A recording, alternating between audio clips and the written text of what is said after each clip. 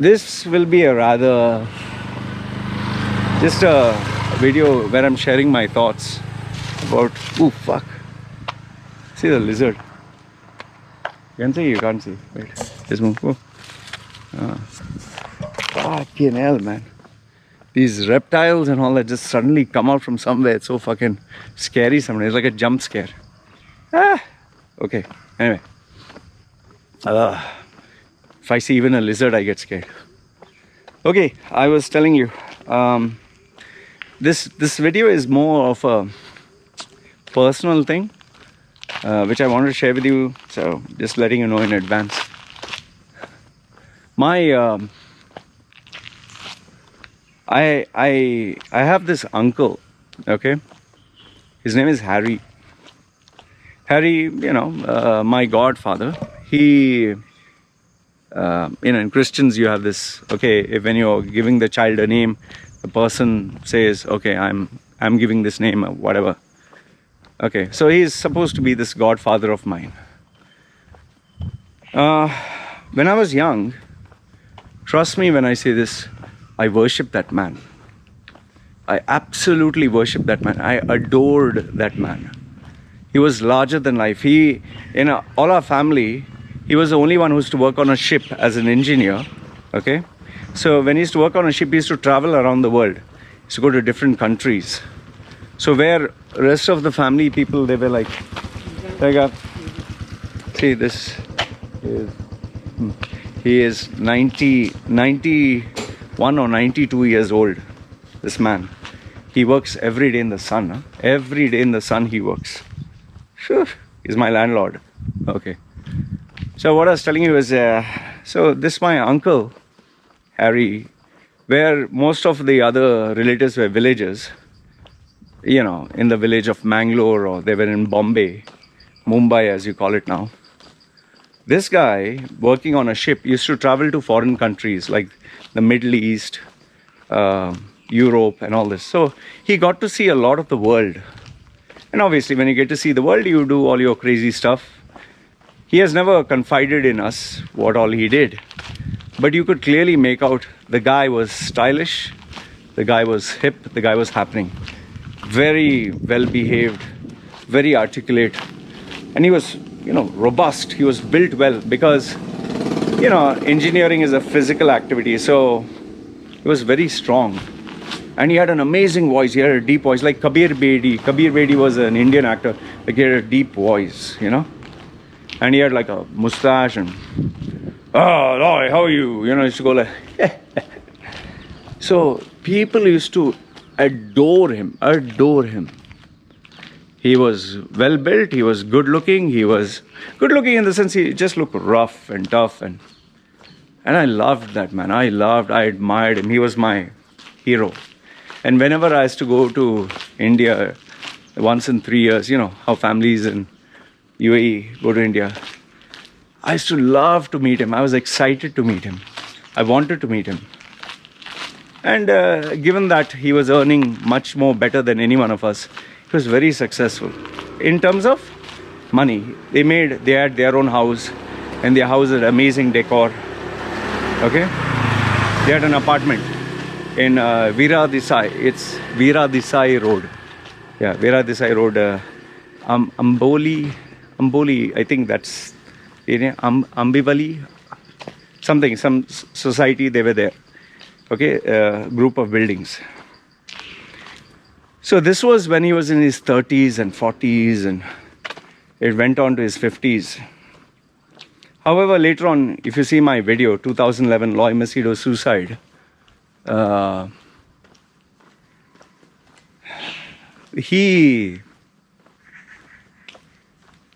he got influenced by my mother because he was very close to her, and he kind of betrayed me. I would say betrayed. I felt betrayed.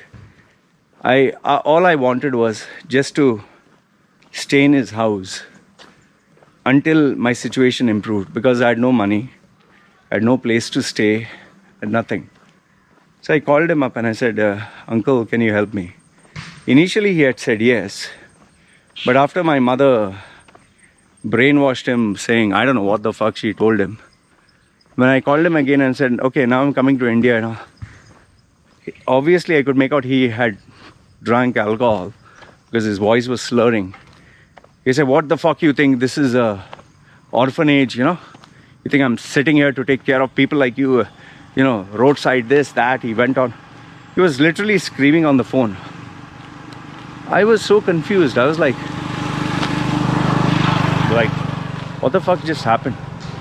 So I told him, see, listen, you don't have to be angry.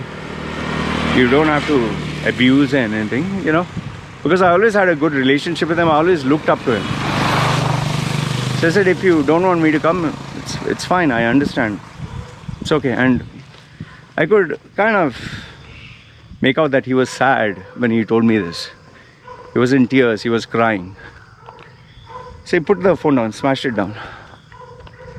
And, you know, if you check my video, you know what happened. I was not there. I went to kill myself and okay. So it has been 9 years since that day. 9 years. I just found out that he had his 70th birthday a few days ago. 70th birthday. And when I found out it was 70th birthday, I was just talking to my cousin sister about it, and I was like, oh, it's his birthday, and how is he doing? My cousin told me that he had a stroke. I was like, oh, okay, I didn't know that. Seems he had a stroke. And it was not like he just had a stroke. He had a stroke some time ago. And it seems that he was never the same man after he had a stroke. It seemed that physically he became very, very, very weak. Imagine for a guy who was strong and, you know, his forearms were big and his arms were big, and it seems he became very frail. He became very frail, very weak. And now, you know, he was, you know, very, his health was very sensitive. In fact, him and his wife, both, they have multiple health related issues. So then I asked her, like, okay, how is he mentally? Oh, mentally he is strong, but he's not the same man as you once knew.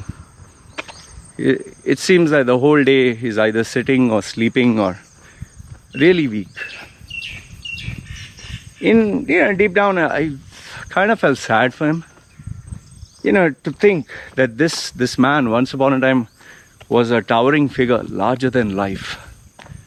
He was like, whoa. He was my favorite. You know, he was like my favorite superhero.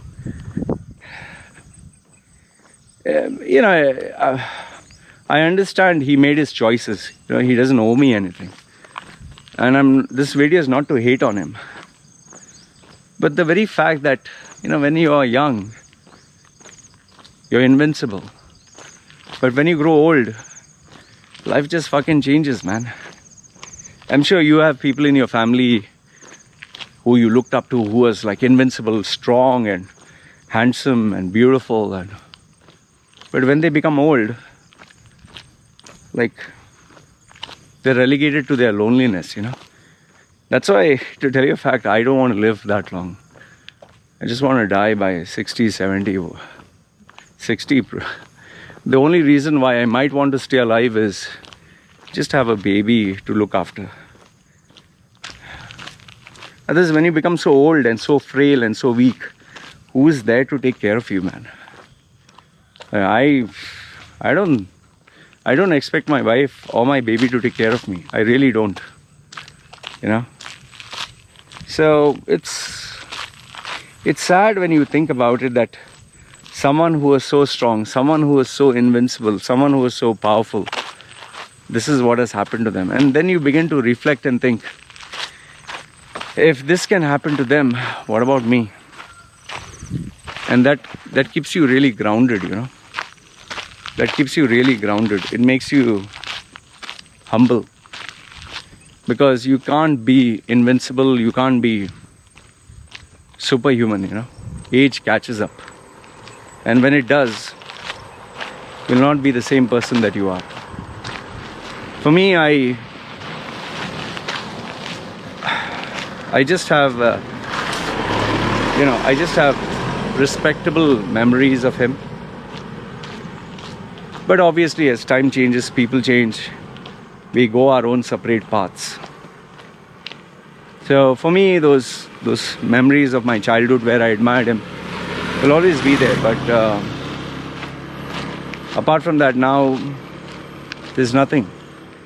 I don't have bad intentions. I don't have any good intentions. I don't have any intentions.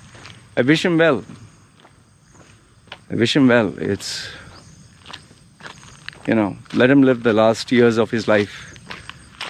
Let him live as long as he wants. Let him see his children, his grandchildren, his great-grandchildren.